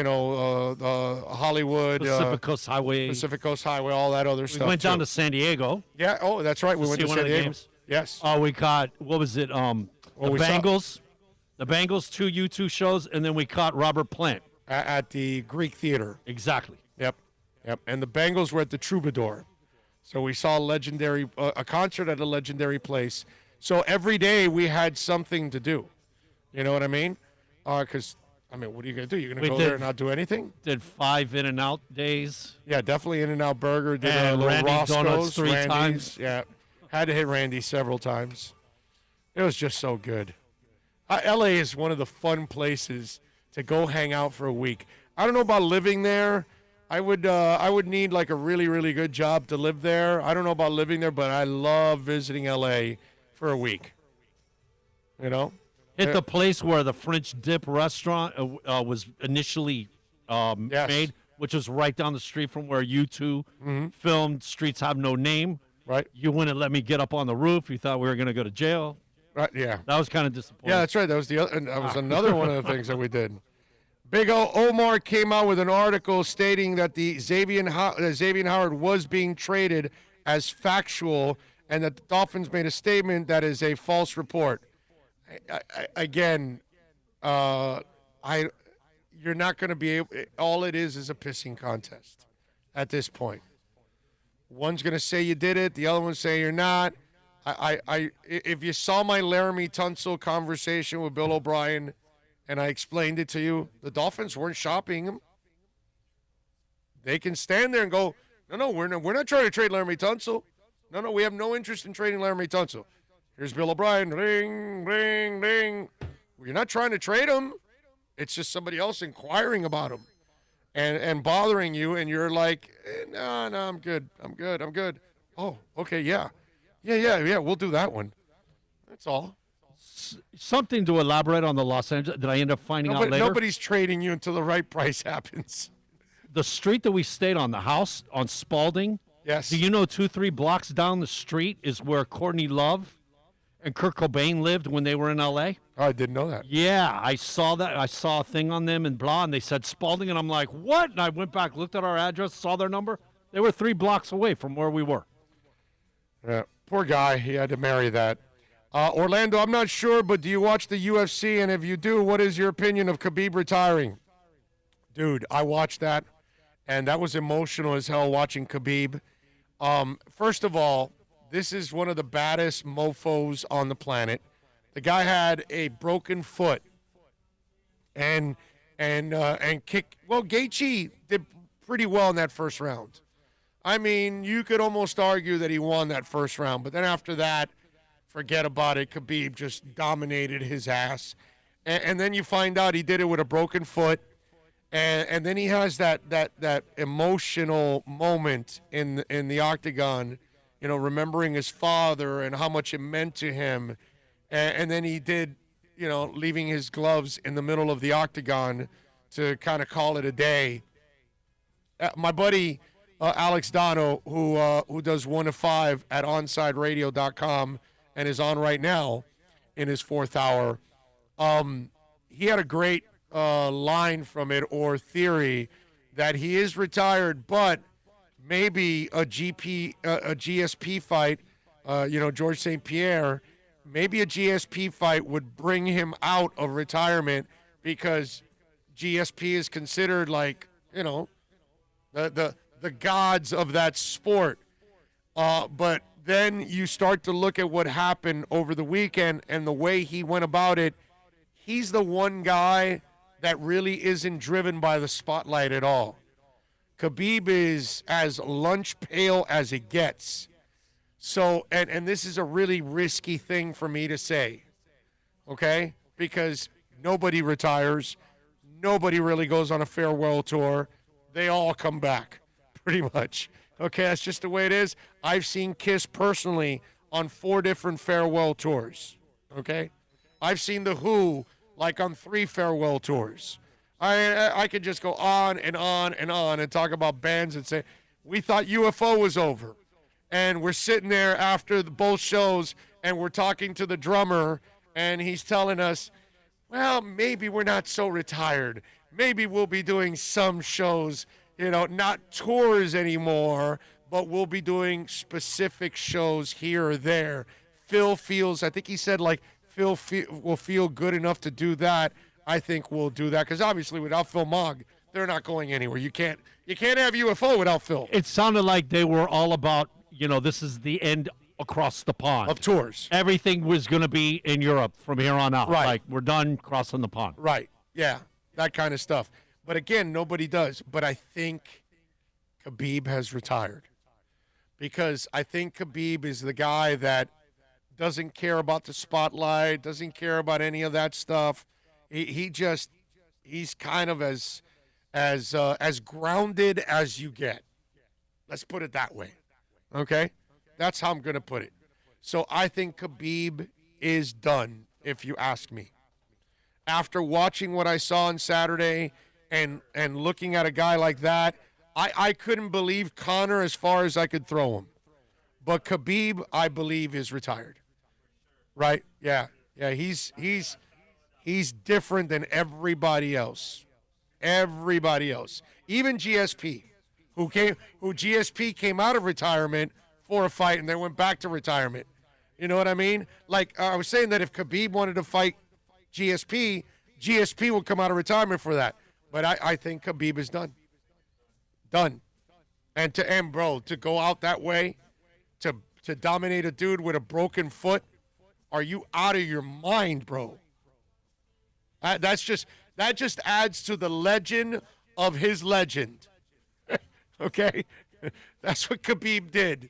Khabib just added a legend to a legend. I mean, think about it. That guy's just scary. Right? That's an intimidating fella. George says, everybody is available if the price is right. Boom. No doubt about it, baby. I'm with you, man. Let's see. Chase One says, Patrick Laird, untouchable, LOL. I love it. Let's see. Oh, you're picking on my guy Omar. He thought Legadou Nani was a stud. I remember that. I remember he loved Legadou Nani. Let's see. If Dolphins win on Sunday, will the national media finally take the Dolphins as a serious contender in the AFC East and the Tua move from Fitz as a good move? Lazy light, guess what, dude? who cares? If the Dolphins win and Tua's balling, who gives a rat's ass what the national media is saying? Just enjoy the ride. If Tua's playing well, let's enjoy the fact that we now have a quarterback again with the Dolphins. You know what I mean? Who cares about the national media? They didn't want to believe in the Heat for a long, long time until they finally did, right? Who cares? You know what I mean? And remember, the Dolphins are fighting a label that they created for the last 20 years. The incompetence, the mistakes, all of that have compounded for 20 years. And so it's not even the Dolphins' fault that the people that are there now, they're not at fault for the things that happened to Cam Cameron or Sperano or Wanstead or Philbin or Gase. They're not responsible for any of that. But they have to carry that burden and that label and that stigma. And so it takes a little while to kind of shed that stigma. And remember, the beginning of last year, 0-7, they were killing the Dolphins. By the end of the year, when they went 5-4 in their last 9 games, people were like, well, wait a minute, I was wrong. They weren't tanking. So it took them a little while to figure that out. It'll take them a while to figure out what's going on here. It's all right. I've been telling people for the last year the Dolphins will prove to have one of the best front offices in the NFL. And what am I? I'm usually laughed at. Why? Because of what's happened the last 20 years. Conceptually, it just doesn't it doesn't actually compute in your mind that the Dolphins are going to be a great franchise, that they're going to have a great front office, that they're headed now into an era where you're going to see more winning and more trips to the playoffs. Why? Because they've got people that know what the hell they're doing. But most people will laugh at me when I say that because most people don't have the guts to go out on a limb and say, hey, dude, the Dolphins are headed in the right direction. They're going to kick ass. They're going to wait till they're kicking ass to then say, wow, the Dolphins are for real. And then those of us here will say, well, dude, we've been talking about this for a while. Thanks. Way to join us now. You know, that's all. So I wouldn't worry about what other people are thinking and what the national media is saying. I enjoy watching them be wrong. I enjoy all the people that were saying tanking, and then they fell on their faces. I loved it. Okay? It's fantastic. I love the people that are now saying, hey, you know, Spo's a great coach. Yeah, well, we kind of knew that years ago. Well, way to join us now. You know, because just 3 years ago, you tell people, no, Spo's easily top 3, top 5 coach in the NBA. Get the hell out of here. Now you say it, they're like, oh, yeah, you're right. It's the way it is. It takes them a while to kind of figure that out. But all of us 3, 4, 5 years ago, we knew Spo was one of the 5 best coaches in the NBA. We knew it. Not everybody had it that way. Now they do. That's just the way it goes. Hypothetically, if the rumors are true and the Dolphins are thinking of trading Xavier, do you think they get more draft capital than they did for a better corner like Stephon Gilmore from the Patriots? Anthony, what I do think is that they're going to get a lot of capital for him. They'll get 2 to 3 picks for him. That's what I believe. So, yes, and a first-rounder will be included. Bet your life on that. So it might be a first and 2 seconds. It might be 2 1s and a 4 or something. It'll be a hell of a deal. Okay? I'm telling you. Guaranteed they'll, if they're going to trade him, they're going to trade him and they're going to get several picks. They'll at least get 2 high picks. Maybe the third will be, 4th, 5th, 6th round or something like that. But they'll get some picks, man. Big time. Ball hawks are rare, man.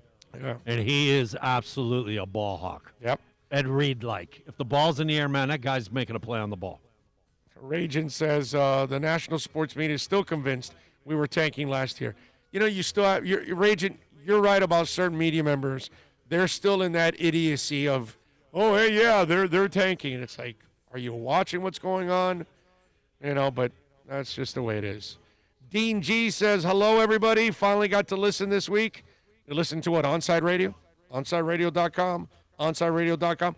Follow on Twitter at Onside Radio. Please support us there. We're gonna build a monster there. If Chan Gailey's throwing fits to the side to rave about Tua, you know the kid is balling in practice. So what I keep saying, Henrik. Thank you, sir, for listening, Henrik Arthur. Appreciate Henrik Arthur, are you like royalty? Like Henrik Arthur is like a name, like you're supposed to be a king. Henrik Arthur sounds like a king's name. I don't know.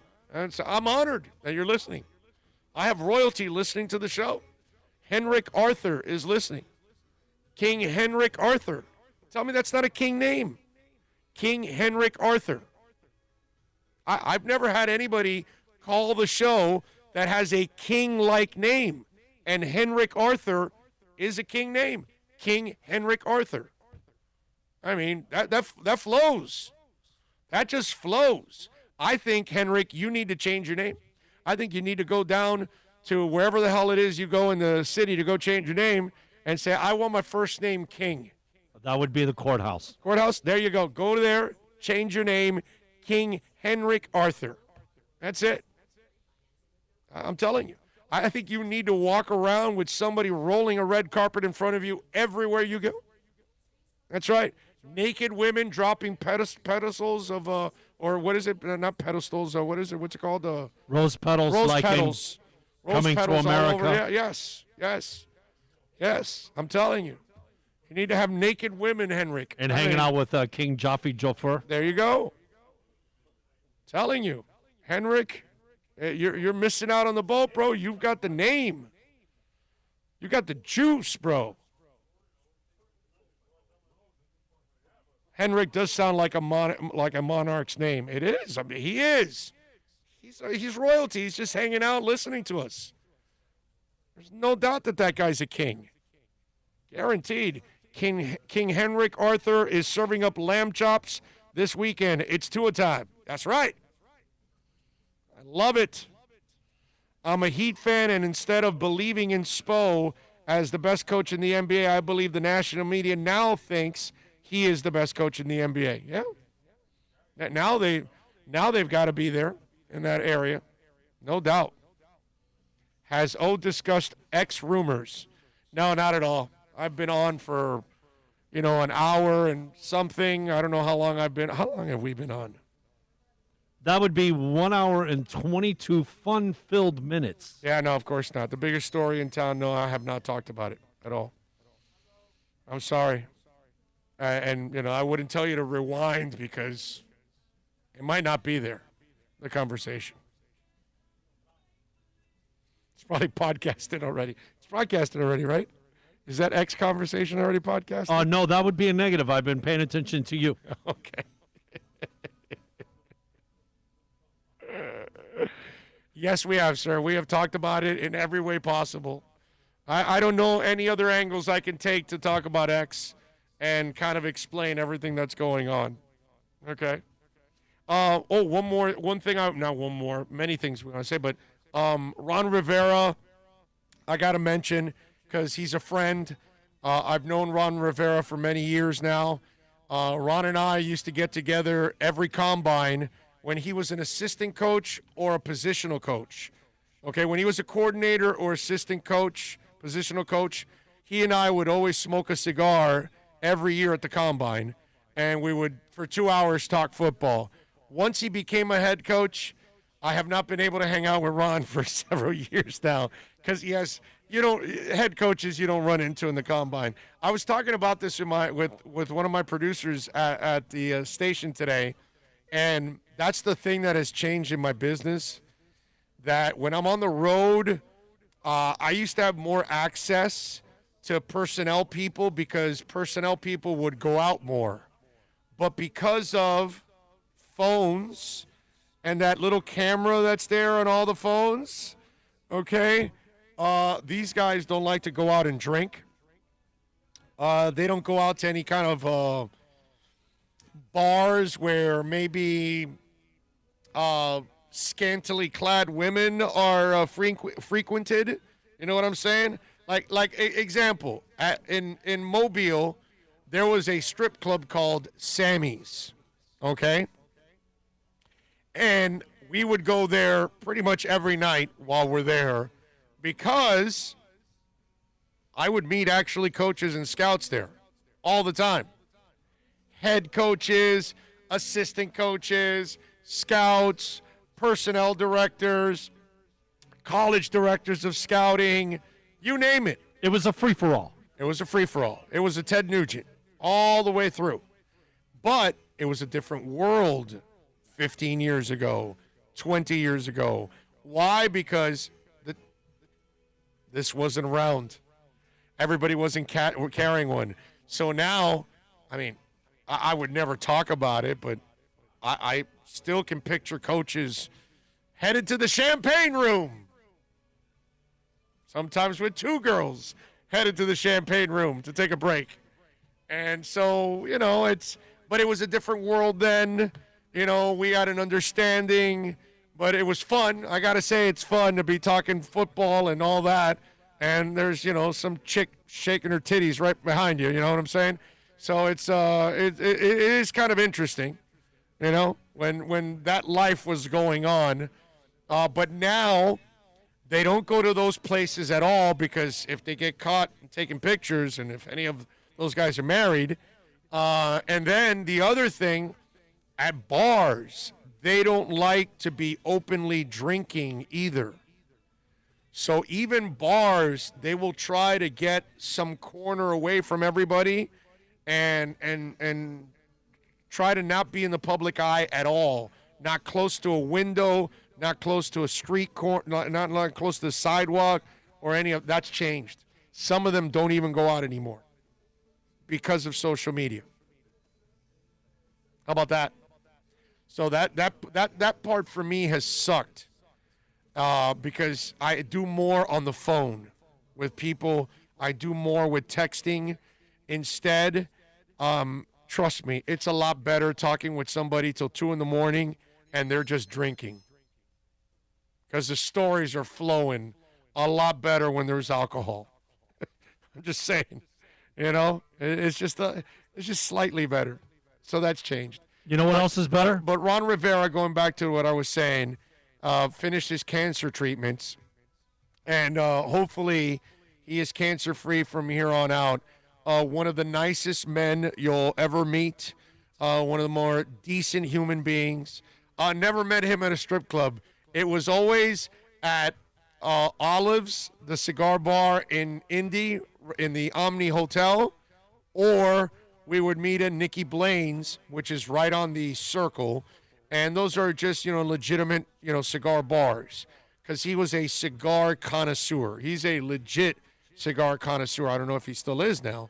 But I remember that, and he's a great man. So I was so happy to see him ring the bell yesterday. Got to see that, man. That was awesome, man. Yeah, and I just wish him the best because he is just one of those class people, man.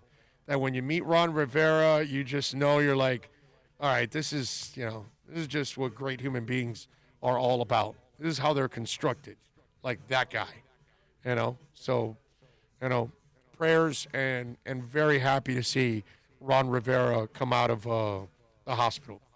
Dean G gives us a little love on the Super Chat.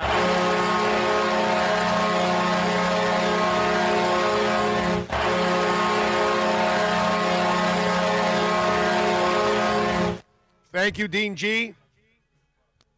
He says, you are the best, and thanks for the fantastic conversations. I listen anywhere you land. Go Fins, 2 a time.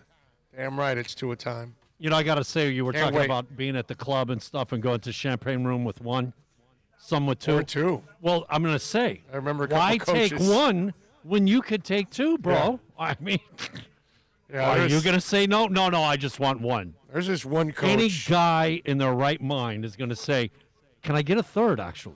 Right, Is that a possibility? It all depends on how much you want to spend, bro. That's really what it comes down to. You can take 8 of them back there with you. If you're willing to spend it, then go for it.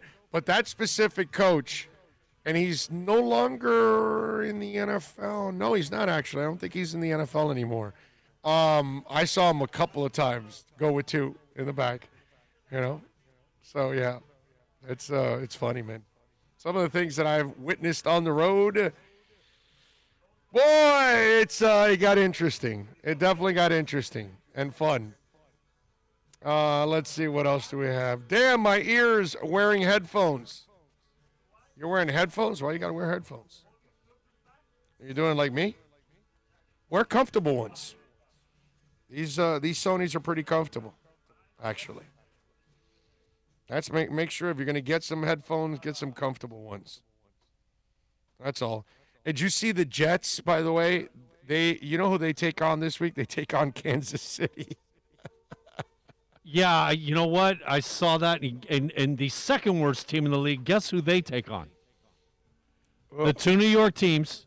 The Jets take on the Kansas Giants. City. The Giants have Tom Brady. Oh, and the Bucks? Yeah.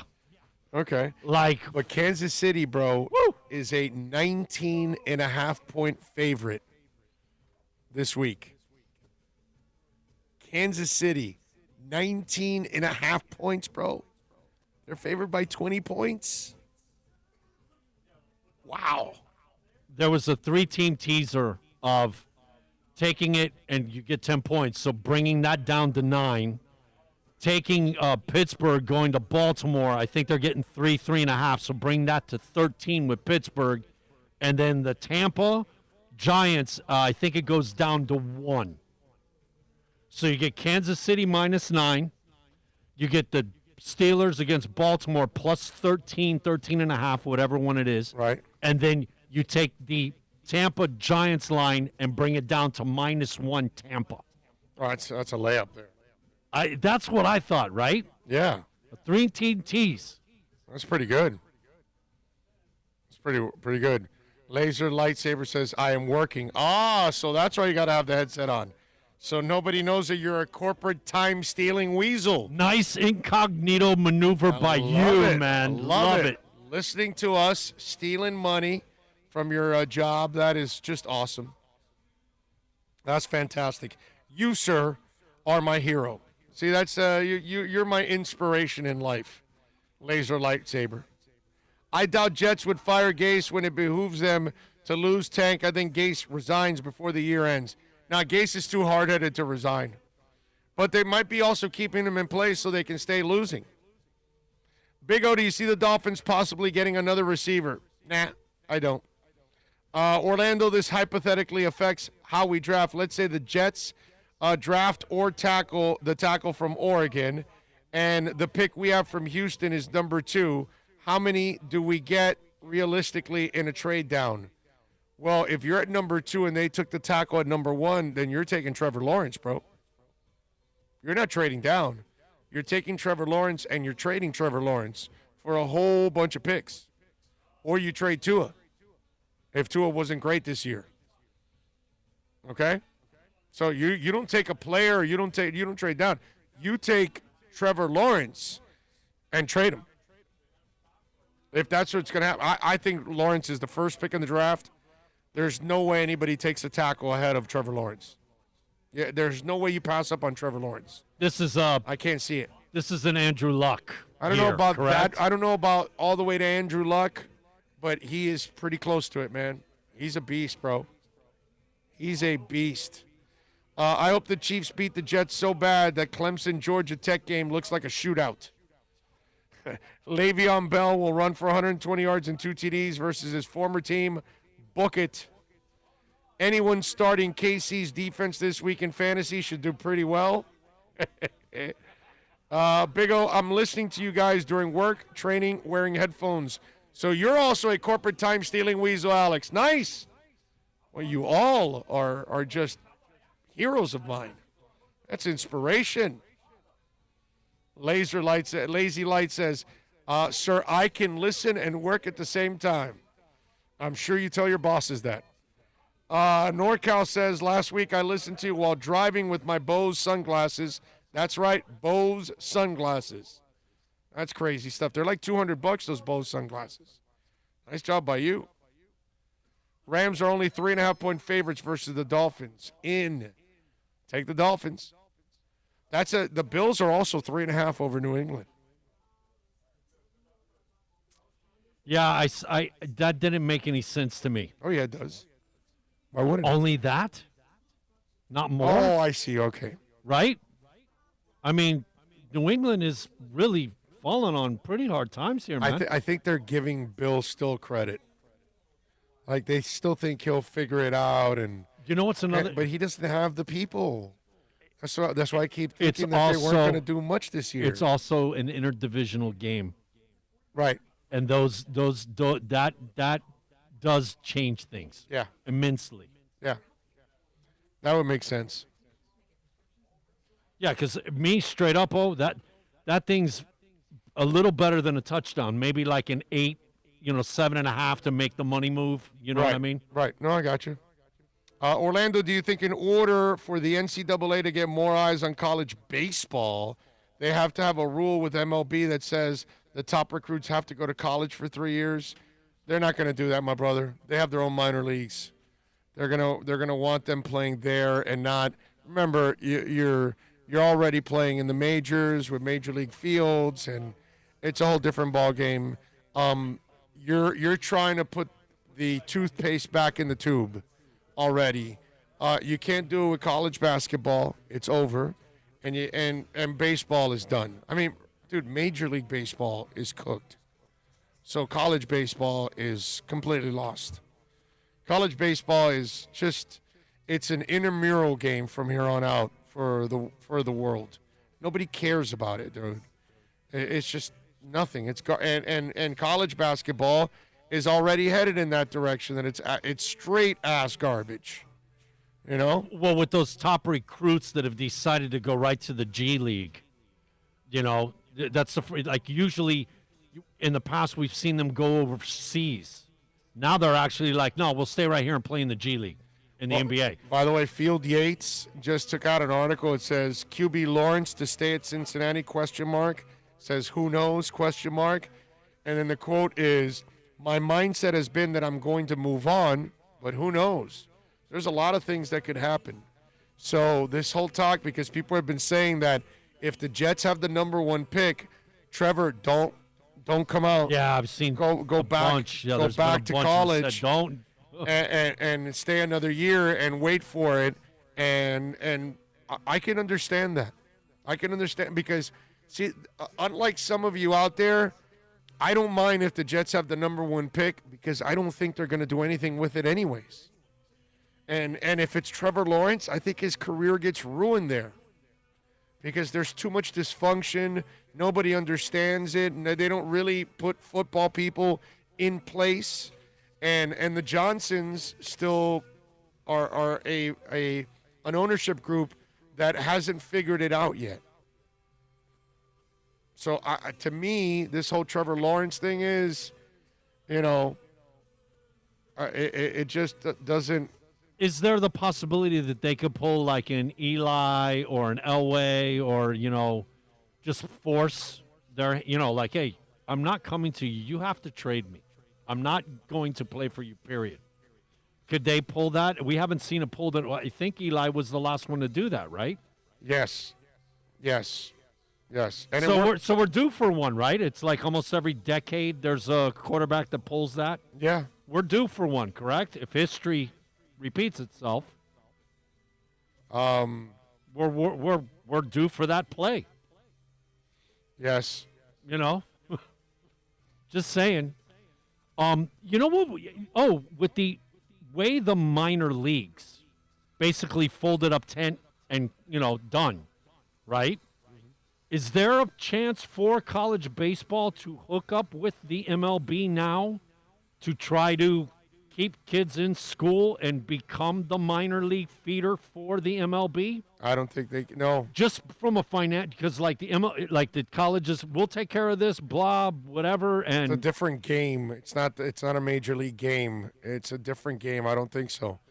They want their own managers, their own coaches, coaching them in from single A up. Aluminum bats and the whole, everything. It's a different. It's everything. It's everything. How you pitch, everything. It's just completely different. I was just thinking of a way financially that the MLB could take advantage, still have per se a feeder system, right, without it coming. And we've seen digging into their pockets is a major thing. Yeah, well, because no, the A's maneuver and the Braves maneuver, getting rid of everything. It's like, man, they're classless. They're getting rid of minor league teams, actually. And that's what I'm saying. Like, let's work it with college, and that way we don't have to take on that cost. I don't think they will do that. I don't think they'll ever do that. Not at all. I think there's an opportunity there for college and the major league. You know how cheap, dude. Most of them are cheap, man. Most of them are. You know what I mean? No, I'm with you. I'm just thinking of that overhead. Yeah. Like, hey, it's the colleges will take care of it for us, and we still have per se our feeder system. You know what I mean? No, I'm with you. Do you think that with the right situation, the right coach, Darnold can succeed? Alex, I've never been a Sam Darnold guy. So if you followed the show, I was always worried about all the turnovers he's had in his career at USC, and he sees the ghosts in the NFL also. So to me, I've never been a believer that Darnold will end up controlling his habitual turnover issue. And so I'm the wrong guy to ask because I just don't believe in the kid. He's got a lot of talent. He can play the game, but I think he will burn you with turnovers one way or another. And that's been his MO all throughout his career, and it continues to this day. It's too inconsistent. I'm just not a Darnold guy. I've never, ever been the guy to if Darnold ever succeeds, I would be the first to tell you, dude, I was wrong about that kid. I would, I thought I was going to be wrong about Josh Allen. He kind of went back to being Josh Allen now the last couple of weeks because he was on this roll. But then again, I always tell you that athletes will freak you out because they're athletes. So some of these guys that are playing quarterback, they're going to make some really nice throws. They're going to have some nice games, but their arms are always going to fail you because they're not true passers. And whether you're Josh Allen, whether you're Lamar Jackson, whether you're Cam Newton, whether you're Mitch Trubisky, when I see an athlete trying to play the quarterback position, it's a different ballgame, man. I just don't, I look at Pat Mahomes and Russell Wilson a lot different than I look at Lamar Jackson. I don't think Lamar Jackson could ever do what Pat Mahomes does. I don't think he could ever be a deadly ass passer, ever, because that's not Lamar. Now, Lamar is a freak of all freaks when it comes to athletes. So it's like Michael Vick. They're going to do things that will wow you sometimes. But for them to be consistent week in and week out, year in and year out, ball placement, accuracy, completion percentage, all those, it's impossible. Why? They don't have that gift. They just don't. They can't do the things that Russell Wilson and Aaron Rodgers do. Those are passers. Okay? Like you look at Russell, he's an athlete, yeah, but he's a real quarterback too at the same time. That's the difference. Whereas Cam has to rely on his athleticism in order to be successful. Russell Wilson can just live in the pocket and kill you. Pat Mahomes can live in the pocket and kill you. They use their legs as a last resort. They use their legs as a way to create another passing opportunity for them. They're not trying to run all the time. They don't want to run at all because they don't have to. That's the quarterback. The quarterback is the guy that can make a living from the pocket. And when you see a guy that has to run around, and to me, that's a guy that can't make a living from the pocket, and that's just not the guy that I can count on every week to get it done. That's kind of the way I see it. Let's see. Baseball is dying just like boxing. 20 years, it will be a niche sport like soccer is not. Well, soccer is not a niche sport. I would disagree with you there. It was more niche 5, 10, 20 years ago. Now, I'm not sure if you're watching, bro, but, everybody watches international soccer now. A lot of people. Now, if you're old, okay, If you're past 50, 55, 60, you have a different thinking. But younger people, they're watching soccer now more than ever, man. Everybody's watching Champions League now. It's different. It's not niche outside the borders of the United States. And now it's growing to the point that it outdraws hockey and basketball per game. So the crowds are there. They're getting past niche. Okay? Big O says if you're ancient, you're not into soccer. Yeah, no, there's a good chance if you're my age, there's a good chance you're not a soccer person. Wait a minute, dude. I'm almost your age. We're not ancient, okay? Oh, Stop with that, bro. No. Go kicking and screaming. Do not go quietly into that good night. Yeah. No. Yeah, I'm not sure if you're watching how the MLS has grown. It's not niche anymore, man. It's becoming, it's becoming one of the major sports in this country. Big time. And it's trending in that. See, you're right about baseball. You're right about hockey. You're right about boxing, horse racing, high-a-lie. There's plenty of sports, those kind of sports that are trending the other way. Soccer is not trending that way, not that way. Soccer is trending where baseball isn't. So that's the difference. Soccer picks up more and more fans every day, whereas the sports I just talked about loses fans every day because they're dying. That's how bad it is. The exposure, obviously, with us having our major league team back and the lack of fans in the stands and getting to see the crowds, yeah. I think that's, holding it back, from people actually being enlightened that, yeah, Atlanta draws 60,000 people. In Seattle, they have 30, 40,000 at every game. Yeah. I mean, what was it? The MLS team in Atlanta outdraws the Hawks, right? The basketball team. What I told you was that halfway through the season of the United, they had outdrawn the entire season of the Hawks.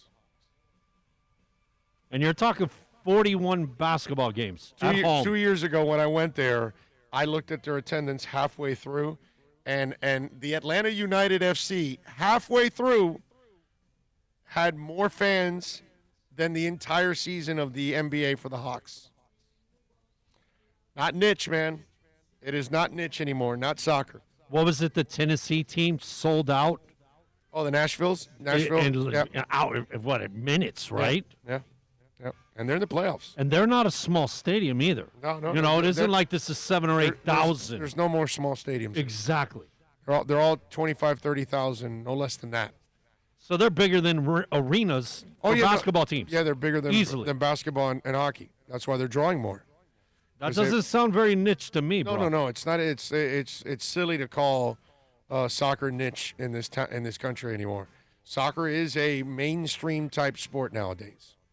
No doubt. It's not the major level of football and basketball yet, but it'll get there soon. It'll get, because young people are the ones, climbing on board, man. They love the MLS. They really do. All right, 786-322-1105. Let me give you a little music here. Got a couple of music notes to share. Some folks that are celebrating birthdays today. This is a pretty good day for music. 1951, let's start off with K.K. Downing, the guitarist, songwriter for Judas Priest. Unfortunately, he left Priest back in 2011 when he retired. He did want back in, but they said, no thanks. In 1953, Peter Dodd, guitars for the Thompson Twins. That's right, baby. Hold me now. Happy birthday to Peter. In 1958, they say it's gonna rain. Blue sky is gone gray. Can you tell me why? You know what that is? Hazel Dean. There you go. All right. Hazel Dean, who used to jam all the time at Backstreets. She was born in 1958 on this date. Simon Le Bon, celebrating a birthday today, the vocalist, songwriter for Duran Duran. By the way, LeBon went to Pinner County Grammar School. It's the same school that Elton John attended years earlier. Also, no longer with us, but it's his birthday today, Scott Whelan, vocalist for Stone Temple Pilots and Velvet Revolver also. Unfortunately, he passed away at the age of 48 after being found in cardiac arrest on his tour bus in Bloomington, Minnesota, just before he was scheduled to go on stage. 48 years old, a little too young to be passing away. A couple of other things in music. I don't know if you're a Young the Giant fan, but if you are, their self-titled album turns 10 years old on Monday, October 26th. So to celebrate, the band announced that it would be playing the album in its entirety live from the studio where it was recorded on November 21st. It's hard to believe that it's been a decade since we released our self-titled debut album. It's almost surreal thinking back to this time. We were all barely out of high school chasing our dreams. We were so excited to revisit our debut album in special virtual concert from the same studio we recorded the album in as teenagers. We'll perform the album in its entirety from front to back, something we've never done. By the way, they're also commemorating the milestone by repressing a special edition of the LP. We're also releasing an anniversary edition of the record, remastered for vinyl with previous unreleased recordings, new photos, and new packaging. They revealed, thank you for supporting us in our creative journey for 10 years. I am a Young the Giant fan, love Young the Giant. I've seen him in concert a couple times. Really, really, really good, man. I really enjoy Young the Giant. It's not just about cough syrup, okay? They got a little more than that. But anyway, Van Halen Tribute Ban. It's not going to happen, and it's not going to be with Wolfie taking over Eddie Van Halen. But, because, Wolf's kind of pissed that people saying that Van Halen's going to get back together and he's going to take his dad's place, and he's, like, livid about this. But the 2020 Rock and Roll Hall of Fame will feature a special salute to Eddie Van Halen. Exact details aren't known yet, but Cleveland.com reports that it will be part of a Rock Hall special and memoriam section, which honors other rock and roll legends who have died over the past year and a half. The site adds that the salute to Eddie will feature multiple guitar gods paying homage to Van Halen, who passed away October 6th after his battle with cancer and was inducted into the hall along with other members of Halen back in 2007. Instead of the event, which will honor inductees Depeche Mode, Nine Inch Nails, Doobie Brothers, Whitney Houston, Notorious B.I.G., and I have no idea YT Rex, will also be part of a pre-taped special, it's true, airing November 7th on HBO. Billy Gibbons, Don Henley, Miley Cyrus, Billy Idol, Iggy Pop, Bruce Springsteen, Ringo Starr, and Nancy Wilson are all among the celebrity guests already announced. Okay? Pretty good stuff. Did you hear about Miley Cyrus? Miley Cyrus is going to do an entire Metallica album. Really?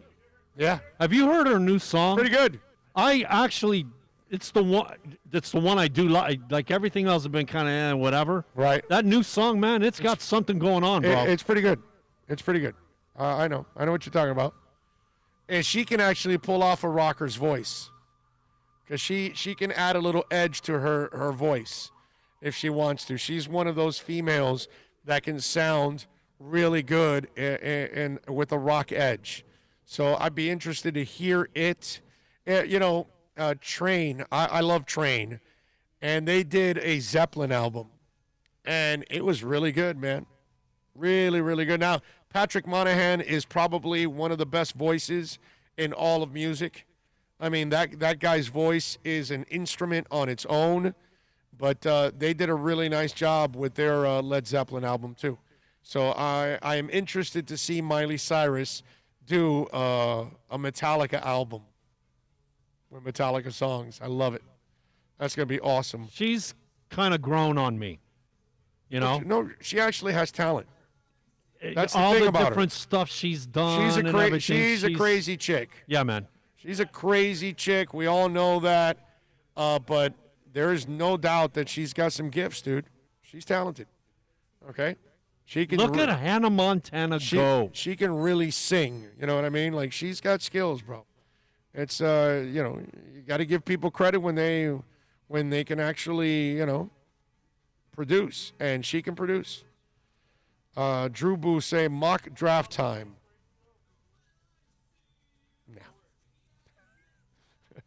No. Mock draft. Yeah, no, I don't know. James says, I mean, she can sing, but redo a Metallic album, better not touch lightning and puppets. That's all I'm saying. She probably will, right? She'll probably do that. Fergie totally pulls off a rock voice. That song she did with Slash kicks ass. Yeah, I forgot which song Fergie did, but you're right. She did a nice job with that. What we want Fergie to stay away from is the national anthem. That's all we want Fergie to stay away from. Okay? The national anthem. That's about it. All right, we got to wrap it up here on the show. We appreciate all of you, as always, for tuning in and supporting us out here at VSS West Pines. Come on by, 12397 Pembroke Road. Tell them that I sent you. 20% off. So tell them I sent you. They will definitely take care of you. We'll be back here tomorrow, okay? We're going to come by here again tomorrow, 3 days in a row to have some fun out here with the boys and rock and roll. Appreciate all of you. Our first on-location trifecta. Yes. Okay? Yes. Although I may be a little later tomorrow. I'll fill you in. Hey, you know what? I have a meeting after work. After I get off the air. Everybody knows. We'll get on when we do, and we'll go until about that time. Yeah, it'll be a little later in the afternoon tomorrow when I do this. Thursday will be fine. It'll be 2:00 from Toyota of Hollywood, and then Friday also 2:00 for sure from Acura. So we'll be able to do those pretty much at that time. You just knocked a bunch of people over. You gave them like heads up on potential us going on there. Yes. Time, Yeah, because I kind of know what I'm doing Thursday and Friday. Okay. So I might be able to get away with it. So this is a day-to-day thing, folks. Yeah, but but Thursday's crazy because I finish the show, then I race down and do the show with you over at Toyota, but then I got to go back up to the stadium for a meeting. So, do you have a room like with a cot and like a little bathroom, like your own little refrigerator? No, have you established that yet? It's get your fat ass into the Toyota and drive back to West Kendall and go to sleep. I'm just thinking, that home away from home thing, and actually giving you like a little space where you got a cot, a refrigerator, your own bathroom. Yeah, no, not the case. Because you're, kind of semi-living there almost. Kind of, yeah. Yeah, no doubt.